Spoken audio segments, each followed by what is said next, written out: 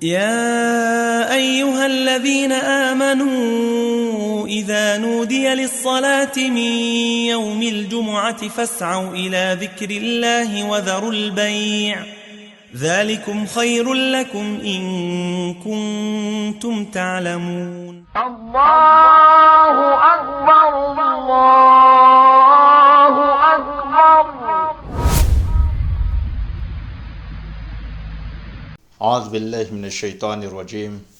بسم الله الرحمن الرحيم. الحمد لله والصلاة والسلام على رسول الله صلى الله عليه وسلم. أما بعد السلام عليكم ورحمة الله وبركاته. فندنت نما نتن أرابا وانسكريت فنركت ستابك في تلافت انتفاما آمن زوما رينني زوما إزو رالسنا بابنا تنفرون الإسلام إفتافيت تنتيرك awanatin volana Shambani atsika pin islamo amin'izao fotoana sy ora iresadresahana izao. Midika izany fa telo herinandro mahery kely no tavela dia higadona eo amintsika izany volana Ramadan zany. Ka mangataka amin'ny Allah subhanahu wa ta'ala samy ahatratra an'izany volana Ramadan ary samy avita ny adidy masina andritra an'izany volana Ramadan izany. Makasika ny volana Shambani indrindra no resadresantsika amin'ity androany ity, ka hadisy anankiray ihany no entintsika fakafakana ao anatin'izany. Hadisy zay azo tamin'ny Usama ibn Zaid radiyallahu ta'ala anhuma qala qultu ya Rasulallah. Ndray andro izy nanontany ny mpaminany sallallahu alayhi wa sallam manao hoe lam araka tasumu shahran min ash-shuhuri ma tasumu min Shambani. Zaho izy tsy mbola nahitanao ry mpaminany sallallahu alayhi wa sallam ny fey nananao fifadikanana maro mihoatra ny fanaovanao fifadikanana na ny fifehezana tamin'ny volana Shambani izany. Inona no mety antony nanaovanao izany? Qala namaly mpaminany sallallahu alayhi wa sallam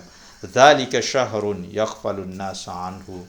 baina rajabin wa ramadan. Satria izy io volana io, volana Shambani zany, dia volana izay tsintsoniavy ny olona no sady adinidin'ny olona satria tafalatsaka ao anatin'ny volana lehibe anankiroa, dia ny volana Rajabu sy ny volana Shambani sy ny volana Ramadan. Mbola ho resadresantsika mahakasika an'izany rehefa aveo. Wa huwa shahrun, ary io volana Shambani ihany koa izy mbola nohy amin'ny valiteniny manao hoe turfa'u fihi al-a'mal ila rabbil alamin. Io volana Shambani ihany koa no iakarany nireo asa sorehetra mandritra ny taona anankiray any amin'ny tompo Allah subhanahu wa ta'ala. Fa uhibbu an yurfa amali wa ana sa'im. Ka tiako izy eo ampanatanterana zany fifehezana zany indrindra ny tenako no apekariny Allah subhanahu wa ta'ala any amin'ny izany asa so mandritra ny taona anankiray zany. Zany hadisy ny mpaminany sallallahu alayhi wa sallam dia misy teboka lehibe anankiroa. Voalohany io izy dia volana izay adinidin'ny olona sy tsintsoniaviny olona satria tafalatsaka ao anatin'ny volana lehibe anankiroa dia ny volana Rajabu sy volana Ramadan. Marina tokoa izay tenin'ny mpaminany sallallahu alayhi wa sallam satria nahoana? Satria ny volana Rajabu aneka volana masina no sady volana lehibe fantadaza eny fatalohan'ny finoana Islam efa fantatra lanjany zany volana masina zany. Tsy mahazo manao ady masina, tsy mahazo manao tsindrazo lena amin'ny teninao, tsy mahazo manambaka olona, tsy mahazo manao an'izao, tsy mahazo manao satria masina sy lehibe izany volana Rajabu izany. Ary tamin'ny volana Rajabu ihany koa no nisy tranga lehibe dia ny fanovan'ny tompo Allah subhanahu wa ta'ala ny qibla avy any amin'ny Masjid al-Aqsa nakany amin'ny Masjid al-Haram.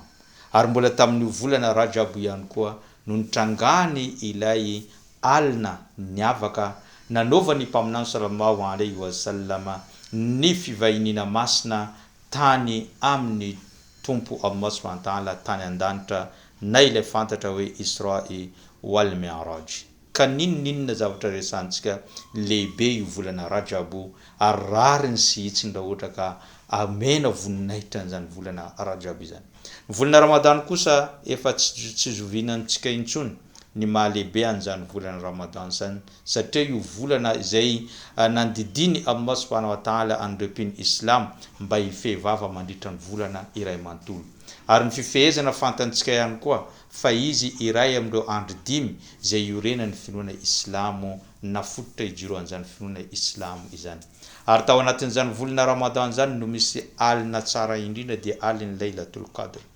ary tamin'ny volana ramadan ihany koa no nampidinany Allah subhanahu wa ta'ala an'izany boky masina al-Qur'an al-Karim ka na inona lazantsika ihany koa lehibe sy manan-kaja ary tsy misy toazy ihany koa ny volana ramadan zany ka io volana Sha'ban zay misy antsika ankehitriny dia latsaka eo anelanelan'ireo volana anankiroa rariny sy itsiny raha ohatra ka adinin'olona na ihany koa tsy vakin'olona aloha izany volana Sha'ban zany saingy io volana Sha'ban io tenenin'ny mpaminany sallallahu alaihi wasallam volana lehibe izy io ary manana ny maizy azy satria nahoana amin'ny volana io indrindra no iakarana sy apiakarany Allah subhanahu wa ta'ala ny asa soa rehetra izay nataontsika teto ambony tany nandritra ny taona anankiray ny fiakarany asa soa ny amin'ny Allah subhanahu wa ta'ala dia mizara anankitelo nisy ny fiakarany zany isanandro ary misy ny fiakarany zany isan-kerinandro ary misy ny fiakarany zany isan-taona ny fiakarany asa soa zay ataontsika isanandro any amin'ny Allah dia eo anelanelany vita fajry ka hatraminy mialohany idirany zany salatul maghrib zany na vita asr ihany koa vita fajry sy vita asr no fiakarany zany asa soa zany any amin'ny Allah subhanahu wa ta'ala zany indrindra mahatonga antsika isaky ny vita fajry voadidy amintsika ny mamaky ireo azkar toy ny mbavaka maro samihafa vakina intelo maraina aoriana salatul fajr ary amin'ny hariva mialohany ilete amin'ny masoandro aoriana salatul asr famakina zany azkar zany satria ireo fotoana ireo no fotoana iakarandreo asa soa makany amin'ny Allah subhanahu wa ta'ala zay no fiakarany asa isanandro isan-kerinandro ihany koa dia isaky ny alakamisy sy alatsinainy ary zany indrindra natonga ny mpaminany sallallahu alaihi wasallam ny fe isaky ny alatsinainy sy alakamisy ary rehefa nantanina dia zay no valiteniny ireo no andro iakarany asa ny amin'ny Allah ka tiako eo ampanaovana an'izany fifehezana no iakarandreo asa koa any amin'ny Allah fa ny fiakarany asa iny fanaonao nandritra ny taona anankiray kosa dia amin'ny ity volana Sha'ban indrindra ny 12 andro voalohany amin'ny volana Sha'ban no iakaran'izany asa izany any amin'ny Allah ka izay ihany koa mahatonga ny mpaminany sallallahu alaihi wasallam ny fe antsasaky ny volana Sha'ban voalohany sady fanazarany tena no sady ihany koa miandry le fiakarany asa nandritra ny taona anankiray hiakatra any amin'ny Allah subhanahu wa ta'ala ka fantanina mipetraka hoe ao anatin'ny volana Sha'ban antsika ankehitriny inona ary ireo asa zay tokony ho ataontsika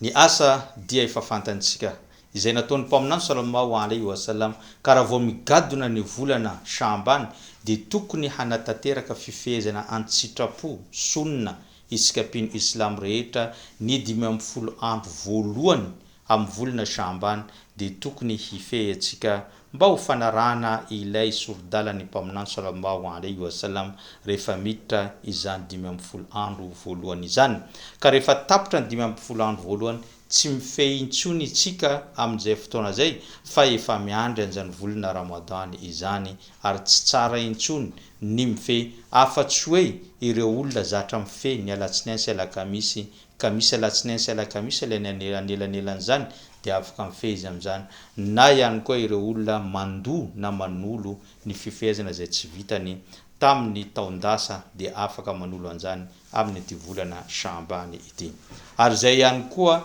ny zavatra anankiray zay tokony ho ataon'ireo olona rehetrarehetra zay mbola nanana an'izany trosampifehezana zany satria mety narary ianao tamin'ny taondasa mety ny zavatra zay nataonao tsy vitanao ny feno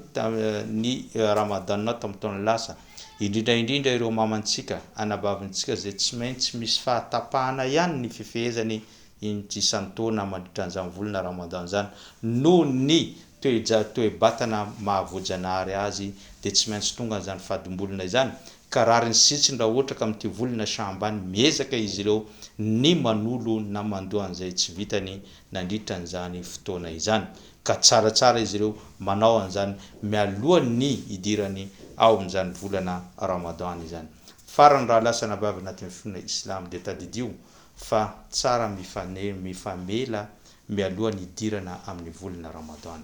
Ary indrindra amin'ny 5 na aliny 5 ny volana Shambany dia miidina eo amin'ny lanitra voalohany Tompo Allah Subhanahu wa Ta'ala ary vonina izy miandry izay olona te hibebaka, te hangataka, te hangatampasoavana hitalao aminy dia hovaliany zany rehetrarehetra zany ary fafany avokoa ny elokan'izy ireo afa-tsy olona anankiroa zay voalaza amin'ny hadisy ny mpaminany sallallahu alayhi wa sallam zay miteny izy manao hoe yattali Allahu tabaraka wa ta'ala ila khalqihi laylatan nisfu min Sha'ban.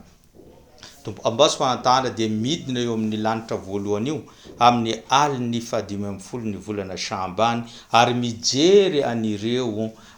zavaboary rehetra tsika pino Islam ny olona rehetra dia jerena amin'izay fotoana zay fa yaghfir li jami' khalqihi amin'izay fotoana zay dia fafany avokoa ny fahotana ny zavaboary rehetra ety ambony tany illa li mushrikin wa mushahin afa-tsy olona anankiroa ihany ny mpanao an'izany shirky na mpanompo sampy mpampitambatra ny fanomponan'ny Allah amin'ny zavatra hafa sy ireo olona tsy mifankahazo nandritra an'izany andro na taona na volana izay niainany teto ambony tany zany. Tsy fafany Allah Subhanahu wa Ta'ala ny eloka izy ireo raha tsy hoe izy ireo mifanantona mifamela zay vao fafany Allah Subhanahu wa Ta'ala ny eloka izy ireo amin'izay fotoana zay. Ka ho anao zay manana alahelo amin'ny namana na tsy fankazoana namana manova premier pas dingana voalohany tsy mahatezitra anao tsy mahafaty antoka anao ny manao dingana voalohany mangata-pamailana sy mangataka mba hiverena indray fifankatiavana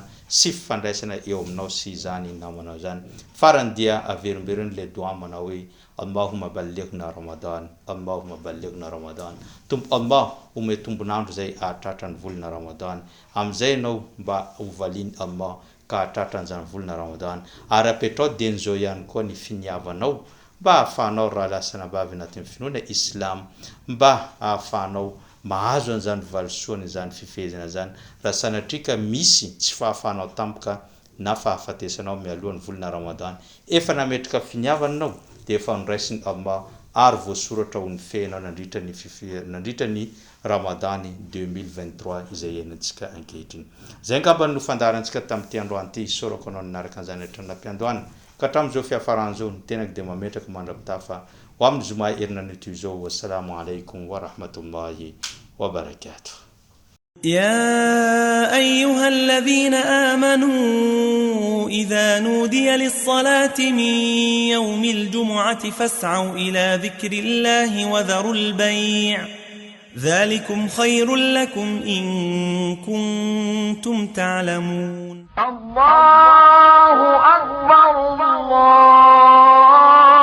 أكبر